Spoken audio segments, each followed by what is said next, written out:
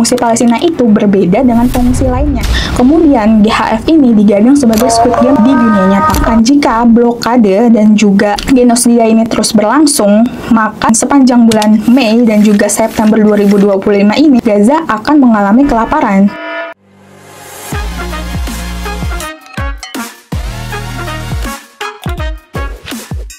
Assalamualaikum warahmatullahi wabarakatuh. Hai, aku Kania, aku staff dari Research and Development di Adara.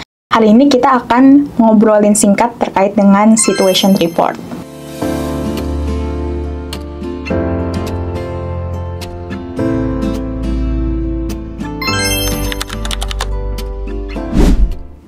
Oke, halo, salam kenal. Boleh dijelasin sedikit tentang latar belakang Situation Report? Apa sih sebenarnya SITREP itu dan apa tujuan utama dari pembuatan laporan ini? Oke, jadi secara singkat, SITREP atau Situation Report ini lahir dari kepedulian Adara mengenai situasi yang terjadi di Gaza. Nah, tujuannya adalah agar masyarakat terupdate secara berkala mengenai genosida yang terjadi di Gaza. Oke, bisa dijelasin sedikit nggak gimana caranya tim riset Adara memproses data sampai bisa diterima oleh khalayak umum dalam Situation Report ini? Jadi sebenarnya proses untuk pembuatan SITREP ini agak panjang ya, karena sebenarnya SITREP itu sendiri merupakan rangkuman situasi pekanan yang terjadi di Palestina yang udah kita rangkum dari laporan berita harian kemanusiaan. Nah, jadi di dalam SITREP itu nantinya kita akan melaporkan situasi yang terjadi di wilayah Palestina seperti di Gaza, tepi barat, dan juga di Al-Quds. Misalnya, selama sepekan itu terjadi agresi, terjadi serangan militer di Gaza Utara, atau terjadi pengusiran paksa warga Palestina. Itu kita masukkan dan kita rangkum di dalam SITREP. Begitu pula di wilayah tepi barat dan juga di wilayah Al-Quds. Selain itu, kita juga turut meringkas atau merangkum dan memasukkan angka-angka update terkait dengan kondisi korban, kemudian juga kerusakan infrastruktur, dan lain sebagainya. Selain kedua hal tadi, di dalam SITREP juga ada Adara Response mengenai seberapa jauh penyaluran Adara yang sudah disalurkan terkait dengan kebutuhan yang dibutuhkan oleh masyarakat yang memang membutuhkan akibat agresi tadi. Kemudian, selain Adara Response juga ada Adara Project atau mengenai proyek apa saja dan campaign yang kedepannya akan dilakukan Adara, seperti itu. Jadi, singkatnya, Adara Palestine Situation Report merupakan publikasi pekanan mengenai situasi yang terjadi di wilayah Palestina seperti wilayah Gaza, tepi barat, dan juga Al-Quds, dan yang juga berisi Adara Response dan juga Adara Project kedepannya. Selama 1 tahun kebelakang ini, selama 1 tahun penyusunan, adakah kendala yang dihadapi selama proses penyusunannya? Tentu saja ada beberapa kendala yang kami hadapi ya, Kak. Yang pertama tuh adanya penyesuaian tanggal terkait dengan situasi dan kejadian yang terjadi di Gaza, contohnya. Karena sumber berita yang kami gunakan itu biasanya dari berita dan media internasional. Contohnya gini, mungkin ada kejadian yang terjadi di Gaza pada saat itu dan terjadi di jam 6 sore dalam waktu Gaza. Karena kita berbeda 5 jam, jadi beritanya itu sudah sampai di Indonesia pukul 11 malam dan baru bisa diakses di kemudian hari. Nah, hal ini yang membuat aku ini harus ekstra hati-hati dalam mencocokkan kronologi dan juga memastikan tanggal kejadiannya agar sesuai dengan konteks aslinya. Yang kedua itu adanya perbedaan data dari masing-masing sumber berita.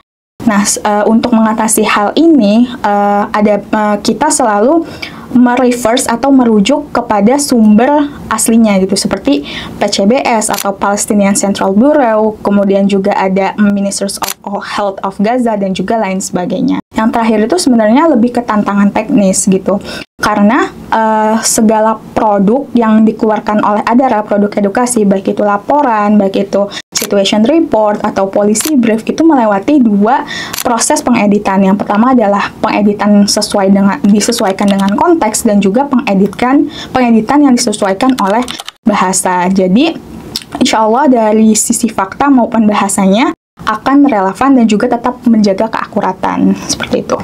Setelah adanya tadi banyak kendala yang dihadapi, tantangan-tantangannya, tapi terus dijalani gitu ya. Sebenarnya apa sih harapan ke depan dari adanya situation report ini?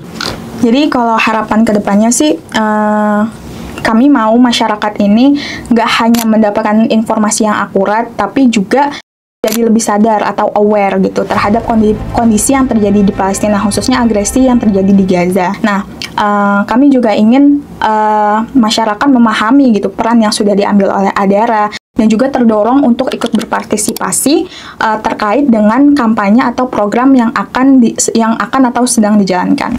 Itu. Oke. Kemudian, nah ini kan udah berjalan 1 tahun ya. Kira-kira apa aja sih highlight? Emang sih kondisi di sana itu semuanya mengenaskan, menyedihkan gitu. Tapi apa sih highlight utama selama 1 tahun ke belakang ini yang benar-benar perlu banget nih, penting banget untuk masyarakat ketahui? Ya, kalau highlight tentu saja ya Kak, yang kita ketahui bersama gitu, bahwa agresi Israel di Gaza ini semakin masif gitu, dan semakin intensif juga. Kalau kita bisa melihat atau kita tarik dari awal tahun, di bulan Januari itu sebenarnya udah ada gencatan senjata di tanggal 19 Januari. Dan di antara gencatan senjata itu sebenarnya juga ada kesepakatan yang telah disepakati. Namun, seperti contohnya, per hari itu seharusnya masuk 600 truk bantuan. Namun, dalam pelaksanaannya ini tidak ada ataupun hanya satuan truk bantuan yang masuk ke Gaza, sehingga hal ini mengakibatkan blokade yang berkepanjangan dan juga terjadinya kelaparan. Kemudian lanjut di bulan Februari, pendirian GHF atau Gaza Humanitarian Foundations. Nah, sebenarnya GHF ini bukan bantuan yang benar-benar dijalankan oleh Israel, malah justru merupakan sebuah strategi militer yang dijalankan oleh Israel dan juga didukung oleh Amerika Serikat. Untuk apa? Untuk tetap melanggengkan genosidanya dan juga untuk menekan kontribusi atau keterlibatan internasional. Contohnya, mereka benar-benar tidak ingin UNRWA, sebuah badan PBB yang mengurusi atau berkaitan dengan pengungsi Palestina, untuk beroperasi gitu. Kenapa? Karena pengungsi Palestina itu berbeda dengan pengungsi lainnya. Pengungsi Palestina tidak di bawah naungan UNHCR, namun di bawah naungan UNRWA, karena sesuai dengan resolusi PBB nomor 194 tahun 1948 yang juga mengatur mengenai rights of returns atau hak mereka untuk kembali ke Gaza. Nah, hal itu yang tidak diinginkan oleh Israel.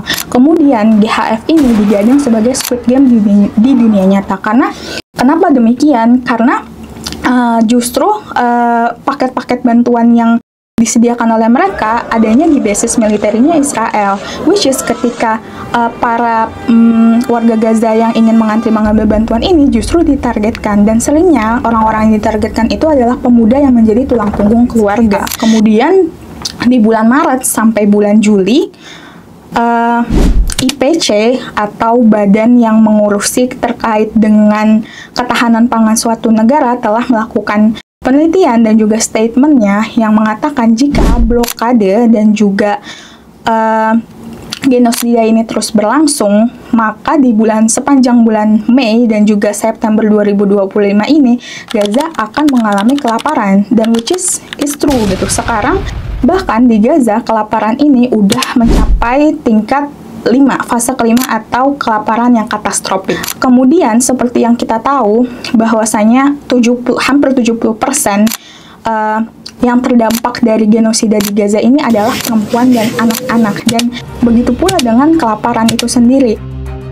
Sekarang ini yang terjadi pada anak-anak adalah malnutrisi gitu.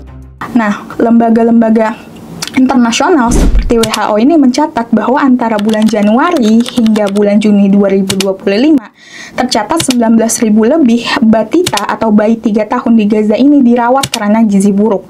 Kemudian 650.000 lebih balita itu terancam malnutrisi berat dan juga kematian.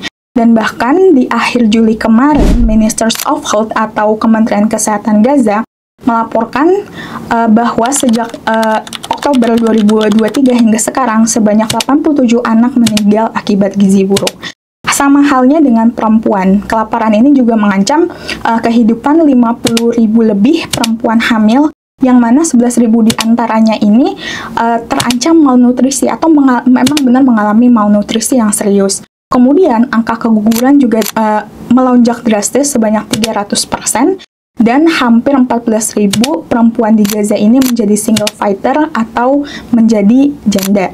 Nah, situasi ini mendorong UN Women merilis suatu laporan yang menekankan bahwa yang dilakukan Israel di Gaza adalah sebuah bentuk femicide atau pembantaian sistematis terhadap perempuan. Nah, terakhir sebagai penutup, dua organisasi hak asasi manusia di Israel, yaitu B'Tselem dan Physicians for Human Rights, menyebut bahwa pemerintah Israel ini benar-benar melakukan genosida terhadap warga Palestina di Gaza. Jadi, yang mau aku tekankan adalah we have to read because starving and murdering children, women, and human is wrong. Jadi, jangan lupa untuk terus update dan juga baca situation report yang di-upload setiap hari Rabu di website ADAR.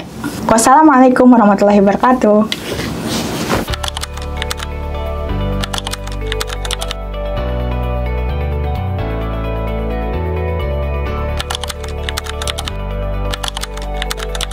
Saya mengapresiasi teman-teman Adara Relief yang sudah 1 tahun menunjukkan sebuah data dalam bentuk recap bulanan yang kami sangat tunggu untuk mengetahui kondisi saudara kita di sana. Maka saya bermohon kepada Adara untuk terus menyiarkan recap bulanannya agar kami yang mencintai, kami bisa tahu kondisi saudara kami di sana. Kita di Indosat percaya banget dengan data-data yang ada di sana, sangat detail, rinci, dan so far sejauh ini kita selalu pakai data-data dari Adara Relief ya dalam menyampaikan publish atau informasi kepalestinaan secara update